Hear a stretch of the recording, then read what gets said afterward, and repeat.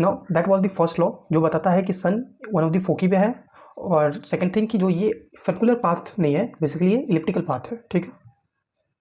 Now second law, तो second law क्या बोलता है इसको हम समझते हैं। तो सेकंड लॉ ऑफ कैपलर्स क्या बोलता है इसको समझते हैं।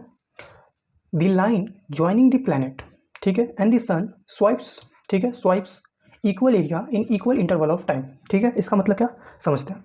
तो पहला हम पोजीशन दे देते हैं, दैट इज कि हम ये हमारा एक फोकल है, ये एक दूसरा फोकल है, ठीक है। तो एक फोकल पे क्या है, एक फोकल पर सन है, ठीक है। लेट्स अज्यूम कि सन इधर है, ठीक है, हमारा सन इधर है, कोई भी एक फोकल पे हो सकता है।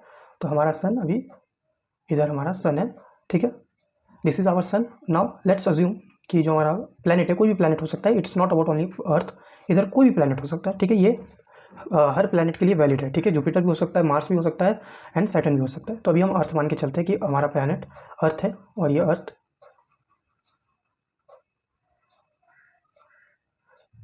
ठीक है, ये अर्थ है हमारा। तो this is earth, this is sun, ठीक है। साइज में फ़र्क हो गया, सन का साइज बड़ा होना चाहिए, अर्थ का थोड़ा होना चाहिए, ठीक है।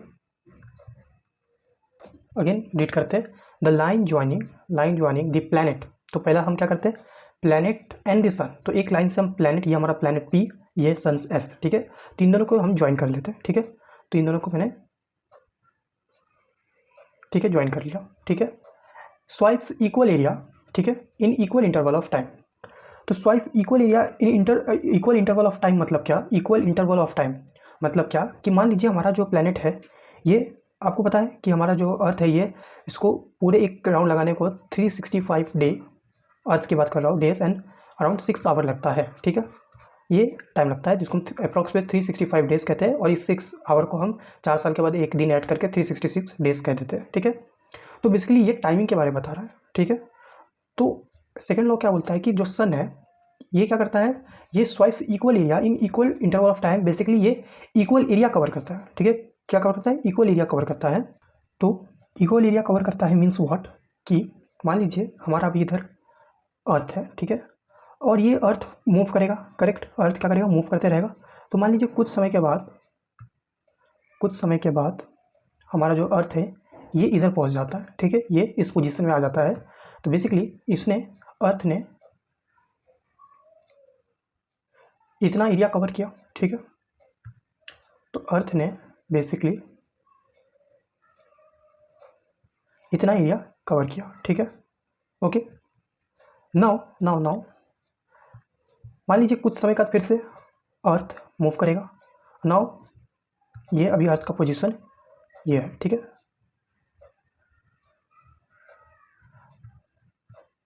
तो अगेन इसने कुछ एरिया कवर किया, ठीक है।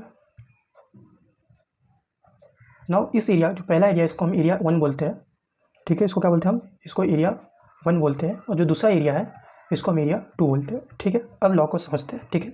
तो कंस्ट्रक्शन के बाद हम अभी क्या करते हैं, लॉ को समझते हैं।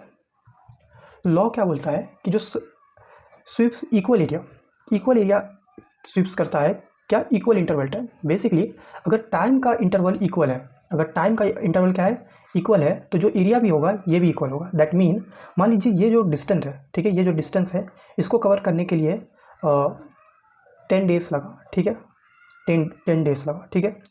और यहाँ से यहाँ तक डिस्टेंस कवर करने के लिए भी 10 डेज लगा, ठीक है। तो क्या टाइम इक्वल है, 10 days, 10 days for area 1 and again 10 days for area 2, ठीक है। दोनों के लिए क्या टाइम सेम लगा, तो yes, time 1 is equal to time 2। अगर टाइम सेम है, अगर टाइम का इंटरवल सेम है, तो क्या सेम होगा, दैट इज इसका एरिया भी सेम होगा। देयरफॉर हम डायरेक्टली बोल सकते हैं कि A1 is equal to A2। ये देखने में लग सकता है कि दोनों एरिया सेम नहीं है, लेकिन अगर टाइम सेम है, अगर इक्वल इंटरवल ऑफ टाइम है, then area will be also equal, ठीक है। तो हम डायरेक्ट बोल सकते हैं कि जो हमारा एरिया A1 है और A2 है क्या है, इक्वल है। That means this area and this area is equal if the time is same for travelling from this to this and this to this is same, ठीक है। अगर टाइम सेम है तो एरिया भी सेम होगा, या फिर इसका उल्टा भी कह सकते हैं कि अगर एरिया सेम है, अगर ये दोनों एरिया सेम है, तो ये डिस्टेंस कवर करने के लिए टाइम का जो इंटरवल होगा ये भी सेम होगा, ठीक है। तो ये सेकेंड लॉ बताता है, that is it's talk about the area, time and area relation, ठीक है। Now the third law and the most important law, this law is important because ऐसा कहा जाता है, ऐसा कहा नहीं जाता, ऐसा है कि इसी को लॉ को यूज़ करके जो न्यूटन्स का ग्रेविटेशन लॉ है, दैट इज F=g m1m2/r² या फिर d² जो भी बोलिए, इस लॉ को न्यूटन ने बेसिकली कैपलर्स के थर्ड लॉ के हेल्प से कंप्लीट किया था। तो ये जो फैक्टर है r², ये बेसिकली थर्ड लॉ से लिया गया है, ठीक है, तो ऐसा कहते हैं। Now let's understand the third law, ठीक है। The square of its time period of revolution around the sun is directly proportional to the cube mean distance of a planet from the sun. तो first of all let's do a construction फटाफट, ठीक है। That's ठीक है, ये planet हो गया, ये सन हो गया। नाउ क्या बोलता है, the square of it's period of revolution.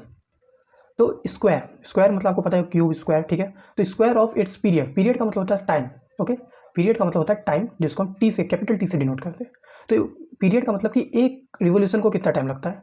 जैसे कि पीरियड हम बोलते हैं कि आज हमारा 5 पीरियड है, ठीक है। क्लास अगर क्लास होता है स्कूल में तो हम बोलते हैं 5 पीरियड है। तो 5 पीरियड है मतलब क्या कि हर पीरियड का जो टाइम होगा सेम होगा, सेम चीज़ हर time after certain time repeat करता है। दैट इज़ 1 आवर का एक पीरियड है, ठीक है। तो सेकंड पीरियड भी 1 आवर का होगा, थर्ड पीरियड भी 1 आवर का होगा, फोर्थ पीरियड भी 1 आवर का होगा, फिफ्थ पीरियड भी 1 आवर का होगा। तो पीरियड का मतलब होता है कि अपने आप को रिपीट करना, ठीक है। तो सन एक चक्कर लगाता है, मान लीजिए अर्थ है तो कितने 365 day 6 hour, okay 6 hour. Again ये 365 डे 6 आवर, अगेन ऐसा हर टाइम क्या करता है, अपने आप को रिपीट करता है। दैट इज सेम टाइम लगता है, दैट इज रिवोल्यूशन को, ठीक है। ऐसा नहीं कि कभी 365 डे लगा और कुछ समय का 366 डे लगता है, ऐसा नहीं है। आप बोलोगे लीप ईयर में तो लगता है 366 डे, ठीक है। तो ऐसा नहीं है, ये 365 ही लगता है। हम क्या करते हैं 6 ऐसा 4 बार प्लस करके एक साल को दे देते हैं, दैट इज बैलेंस करने के लिए, ठीक है।